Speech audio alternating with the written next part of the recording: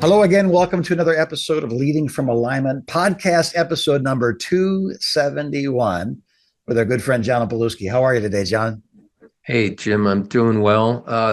You said 271. That's a big Yeah, number.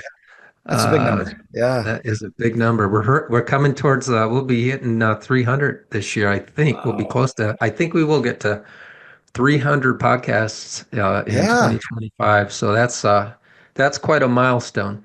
it And is. It is. and it's been fun to share every one of them with you.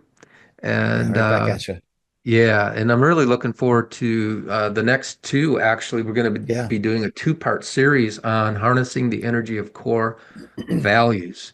yeah, In the last two episodes, we focused on vision development and vision casting, and we said that vision answers the question where, right. where, God, do you want us to land the plane?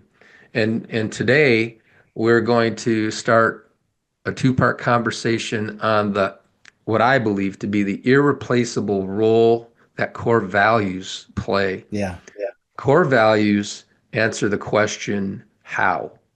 right. How do we behave on our way to the end zone? Yeah, And how we behave determines whether we get to the end zone or we don't. right.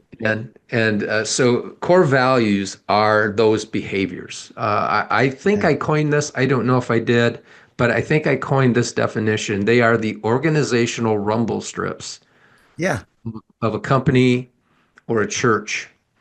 They're the behavioral hills that you'll die on. right. And they provide fuel, if you can think Right. about it that way. That they provide this organizational oxygen. Yeah, We won't get to the end zone. This is my contention, yeah. without a healthy culture that is based on clear values and consistent adherence to those Hmm. values. So, Jim, I want to just stop there. Yeah. And what do you think about what we're going to Yeah, I think rap one of the about today? best parts about my faith is the end zone is clear. The rumble strips are very clear. I mean, we can debate and argue and enjoy the conversations of really where those rumble strips are, but I love that God gave us a conscience. I love that God gave us clear laws. I love that thou shalt not murder, is in there, along with other things that are it just sets parameters. And I think without guidelines, again, we talk about without vision, the people perish, but also I think without these organizational, how are we going to get there? Like what is our, we know our destination now, but getting there together is not as easy as it sounds, right? There have to be Right. things we agree on. And if we agree on them, we can work together within these confines. So if we don't agree on forgiveness, then sooner or later somebody's going to hurt somebody, and that's the end of it. If we don't There you agree go. on, work ethic and what that means, it's Yeah. not work ethic like my dad is different from your dad, so my work ethic is different from your work ethic. There's going to be a resentment. So we need to know clearly what we're agreeing to when Right. if we're ever going to get there. We need a language, we need priorities, we need ethics, we need a lot of things. So that's, I think, coming back to Yeah. what you're talking about today, is that. Yeah. And I think there may be an outlier organization that might get to their God-given vision without core values, Yeah, but I suspect that that organization will leave a trail of destruction behind yeah, them. yes, They may yeah. get there, but there are going to be a lot of casualties And along they the won't way. stay there. Yeah, they might get there, but they're not going Not to for stay very there. long. Yeah, Right. You're absolutely right. So you might be watching or listening today and wondering, how do I start getting my arms around values? yeah, I think it starts by understanding what they're not. Core values are not predominantly aspirational, first of all. yeah, yeah. I do think there's some degree of aspiration, and we have four core values here at Converge Coaching, and I think we're still aspiring to fully embrace them. Yeah, But the gap between aspiration and reality can't be ridiculous, right, or it's not a value. So right. if I have a value that 10 means we have fully embrace this and operating at peak, we're behaving like this all the time. That's a 10. Yeah. And, you're actually, but in your life, in the life of your church or life, it's a 1. That's, Yeah. that's an aspirational. If I'm at a 7, Yeah. okay, I'm not all the way there. But every year that goes by, the gap between what's aspirational and what the standard is needs to, Yeah. in my mind at least, needs Yes. to close. Yeah. So they're not aspirational. They're not what I think Patrick Lencioni calls these permission to play Hmm. values. Yeah. For example, some churches list integrity as one of their core values, and we get that integrity Sure. matters. But I Yeah. think integrity is really a behavior that's required for any person to play Yeah. on our team. Right. It's not like unique. I think integrity is required for anybody to be on a team in the Right. local church, Yeah. right? Yeah. It's like you don't even get on the field without that. Right. Core values are organizational differentiators. Okay. They make your organization unique. Gotcha. And see, Yeah. integrity in my mind is really a permission to play behavior. Right. So they're not aspirational. They're not permission to play. I want to stop there, Jimmy. Any thoughts on this, No, what they're not? I like that you clarified that because I think you get a long list of things that should be assumed, right? Like you have to be a mammal, and not a liar. Like we shouldn't have to say either one of those things, right? You should be Right. trustworthy. Hmm.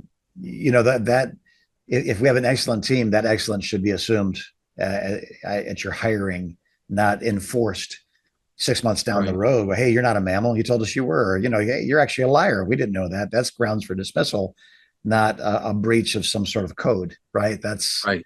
yeah. So I 100%. like that. So now that we get to what our codes are, we can be a lot more specific with them. If we agree on, we're gonna agree to a general biblical life code of ethics, That's right. and then go from there. Yeah. There you go. And so I would, so with that in mind, how do we actually identify core values? Mm-hmm. How do we identify them? I think they're more identified than they are created. Mm-hmm. I think you operate as a pastor, as a leader, you operate a certain way that you may not be aware of, but it's really important to you. Yeah. And it bothers you when you don't operate that way or somebody else in the organization. And you may not have ever put a name to it or a label to it or any definition, but I believe that here's some ways you can kind of get to that. Um, Here's a question that I challenge the vision teams that we do consulting with at churches. I say, if you could clone anyone in this Mm. church, who would that be? It's great. Great And I have question. them, I said, write down their names Yeah. on a piece of paper. I don't have to know who they are. Just write down their Yeah. names. And then I follow that up with why? Why did they get on your list? What Right. stands out about them that would make you want 10 more just like them or 20 more Mm-hmm. just like them? Mm-hmm. Those are clues. Those traits are clues to what's important to Yeah. you. It's And great. so that's one way we do it. Our friend Jenny Catron, who's been on our podcast before, it's been a long time. We should have Jenny back on if Yeah. she still would like to do that. Yeah. But she explains this identification process this way. She says answering the question, what do we look like when we're at our best Mm-hmm. organizationally? Yeah. Is that trait inherent and natural for us? Has it been apparent in the organization for a long time? Right. And these are great Mm. thought-provoking Yeah. questions around what's important behaviorally. What is important to you? Yeah. Um, and then one other quick question that we kind of throw out there for discussion as we're in the identification stage is, are we more committed to this value and trait than the majority of other organizations who do what we do? Hmm. Are we more committed to that than most? Now, you may not have a way of measuring that, but I think sometimes Right. observationally you can know. Like, I know a lot of organizations, not a lot, I know quite a few organizations who do somewhat similar to what we Mm. do. Yeah. But what's important to them behaviorally is different than ours. Right. It's not better, it's not worse, it's just different. And Yeah. and so, I feel like our four core values that we are more committed to those four than any other organization who does what we do that I'm aware of. Yeah. Right. So it's just what makes Converge coaching unique. Yeah. It's the culture that we have tried with God's help to build that attracts the right kind of people and Right. hopefully repels people who are not going to fit into Yeah. that culture. So what about this second piece of identification, Jim? What do you think? Yeah. I'm just tracking with you, John. It's funny. The last podcast and this one, I'm picturing meetings with my staff now because Mm, I think it's one thing to say, we're a good this or we're a great that, or we grew by X% or we're challenged in this way. But those things they don't create culture. I think the culture of right. excellence or the culture of being vision led or the culture of what we're talking about here with just a code of ethics. It's yeah, it's different. I think a job is a job, but a culture works even when we're sleeping, right?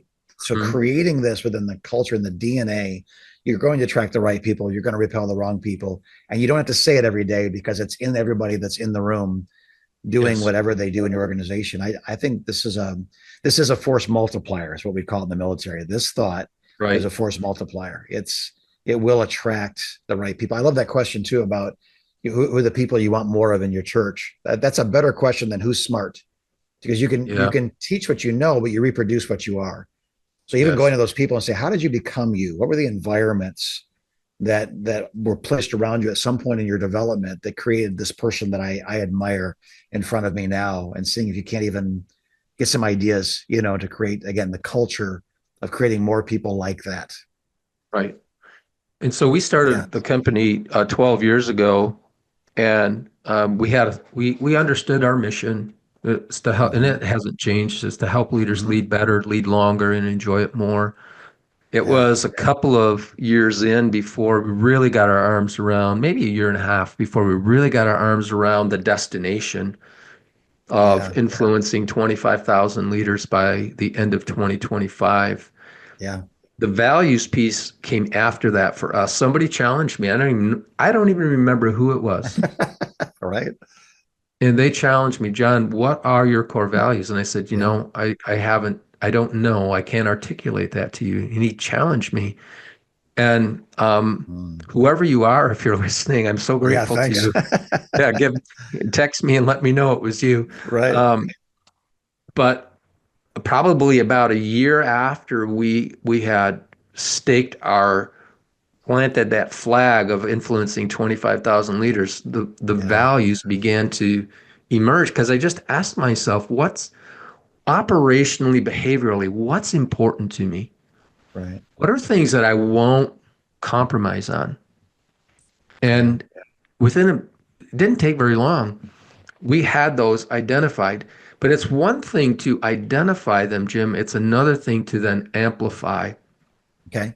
or bring fullness to these values. They're more than just pithy statements. There's got to be something Right. behind the statements Right. that create a common language. You said this earlier, right at the beginning of the episode, a Mm-hmm. common language for the leadership of that local church and the congregation as Sure. well. So we add amplification, we add clarity, and we add punch to our values by asking three reflective questions. Okay. Here's the first one. What does that value mean? You take Mm-hmm. each value and you ask, what does it mean? Okay.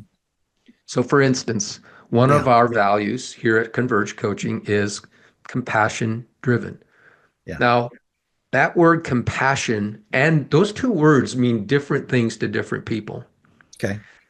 Here's what compassion does not mean for us. That doesn't mean that every night we go to bed and we're losing sleep over what's going on in our clients' lives. Right. How many of you realize that would be unproductive, right? Like Right. we Untenable. cannot Yeah.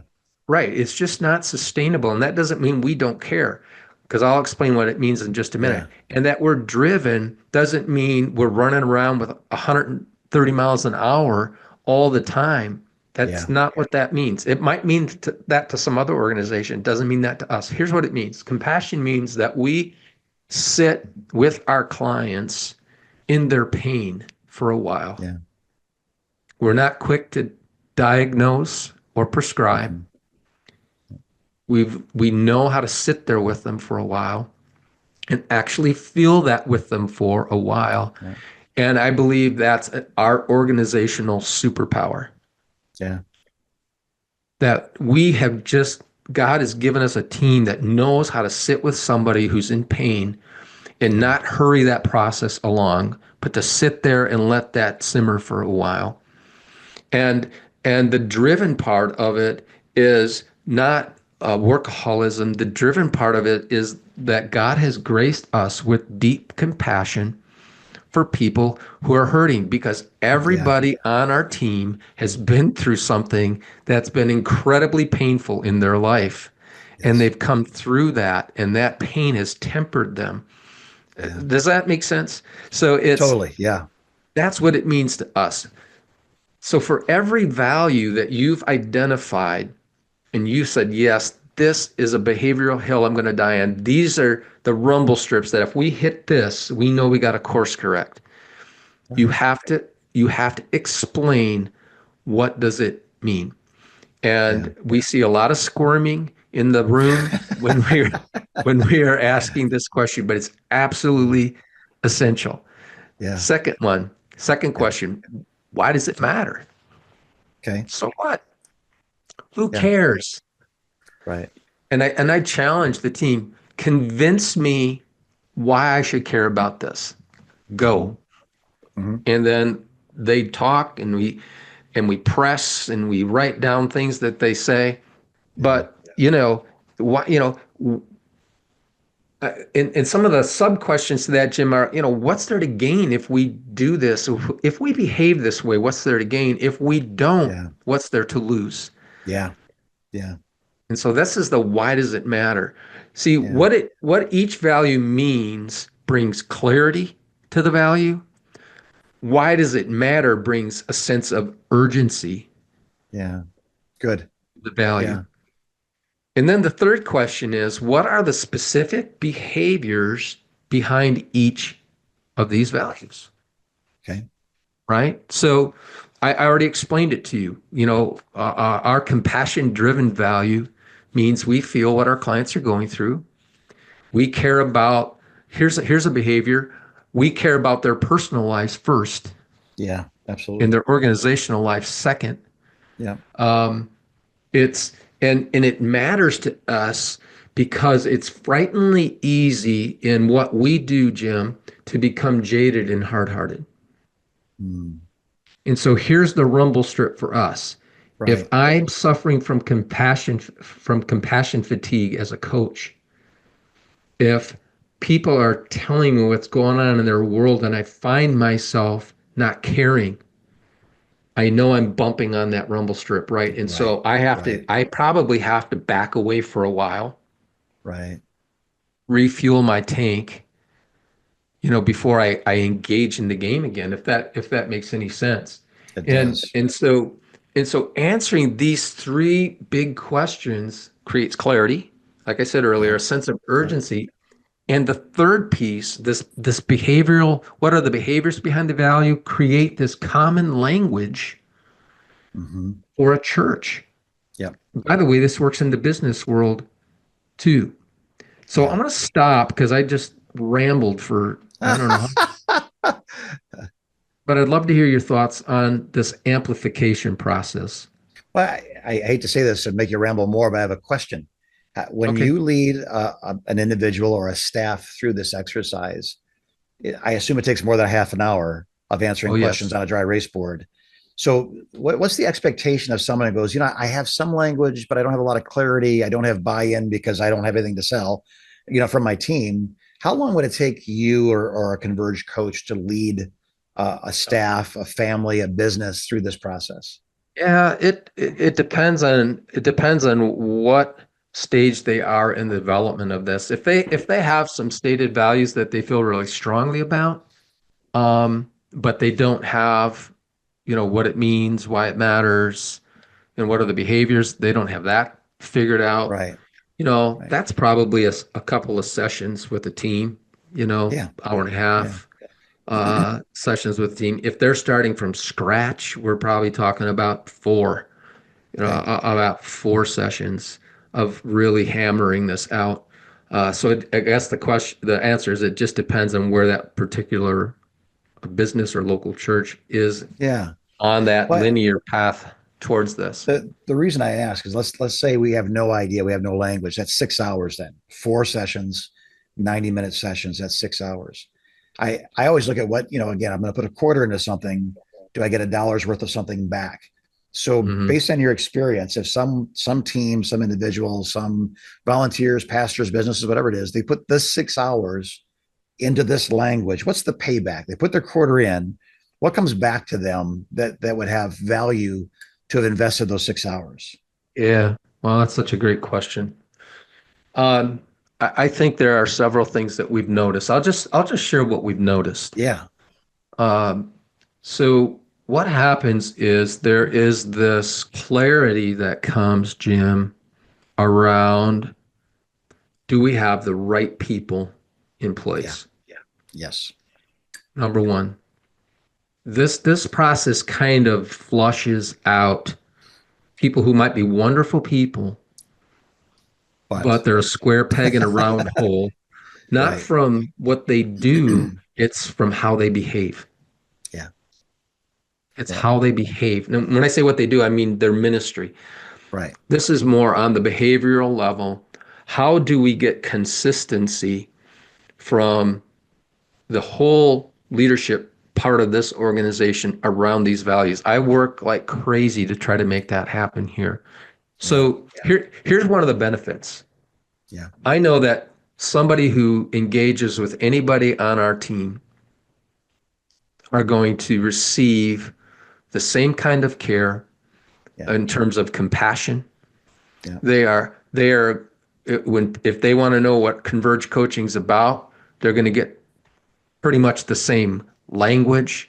yep, There's just this amazing sifting that kind of goes through, and now an organization has something in writing, something that they are committed to that does several things. It helps them in their hiring process. It helps them yep, in adding to their teams. yep, Um, it helps them in their firing process. It helps them in their yes, disciplinary process or their leadership development process. Sometimes people are bumping into rumble strips just because they need a little opportunity to grow and develop.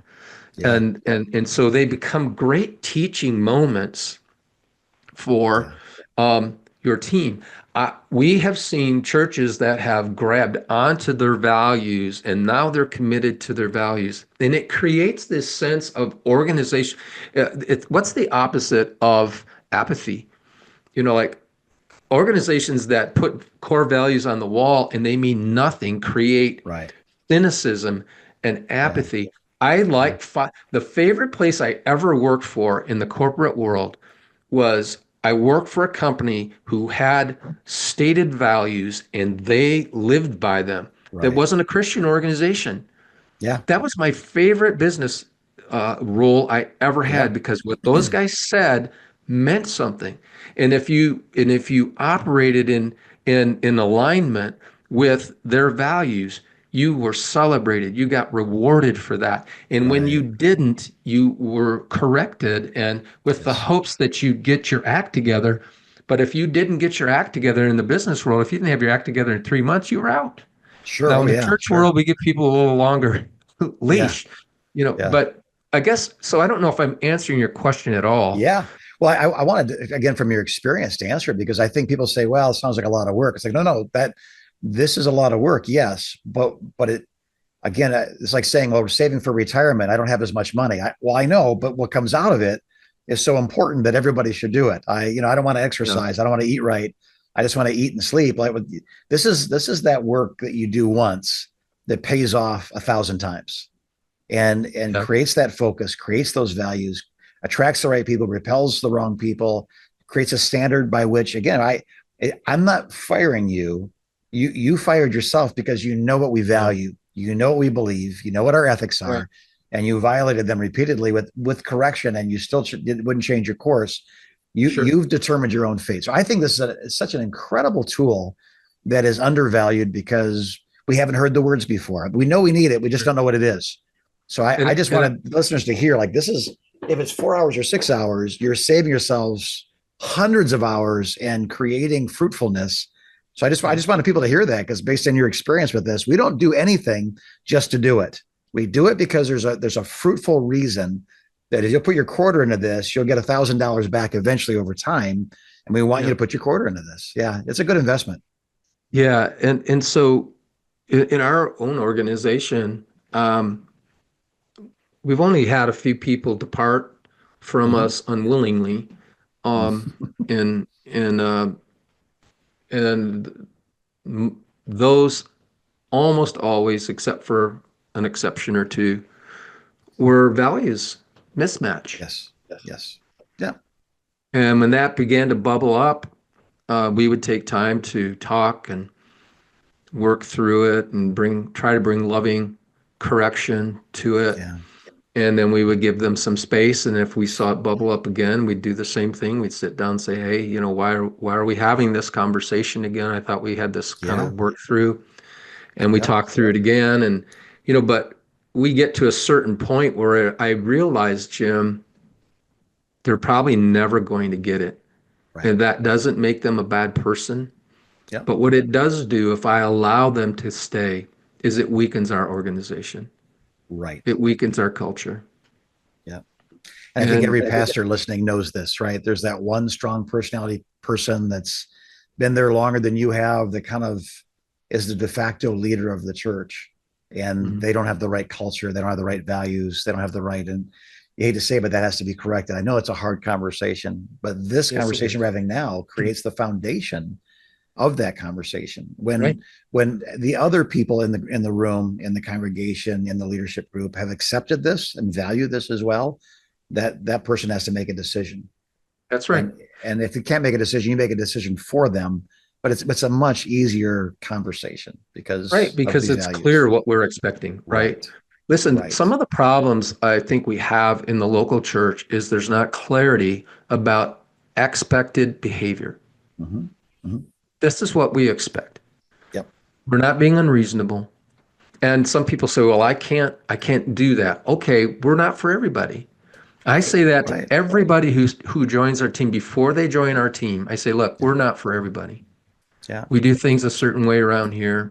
I'm not saying it's the best way. But it's our way. Right. Right. And and so, in part two, Jim, I know we got to wrap this one up, but in Yeah. part two, what Yeah. I'd like to do is kind of leap off of what we talked about Okay. and talk about how do we take the values and then shape the culture that we're going to need to Yeah. get to the end zone without leaving a trail of relational destruction Right on. behind us. John, thank you. I this is so helpful, and I've been leading a local church for 3 decades, and it's this has helped me again to say, okay, we're doing this right. Oh, we need to improve on that.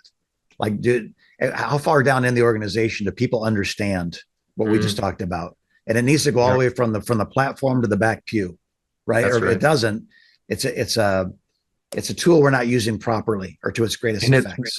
and Jim, it starts with the platform. Yes, It starts with you as the yeah, lead pastor and then your team. And yes, then if you guys got it and you're functioning, then it cascades down yeah, all the way, eventually, hopefully, all the way through the organization. So I'm right, glad you mentioned that because I think that's an yeah. important point I missed. Good. Well, hey, everybody's watching and listening. I can't wait for part two of this. Next week, tune in. It drops on Tuesdays, and we'll be talking to you again about this. But in the meantime, again, like, I don't know the language. I don't, again, somebody that's been through this 100 times is at ease helping you through it your first time.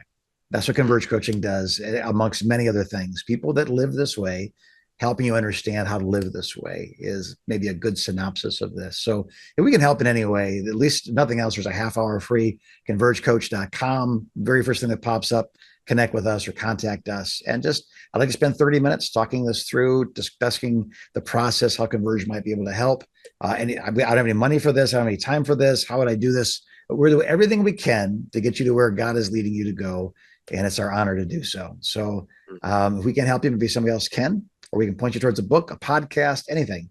But we want to help you lead and enjoy it and do it in a healthy way and in a prosperous way. So God bless you, our dear watchers and listeners. Make good investments in the organizations you serve. They'll always pay off in the end. Don't do it, and attrition wins. So God bless you as you continue to lead, not manage, lead from alignment.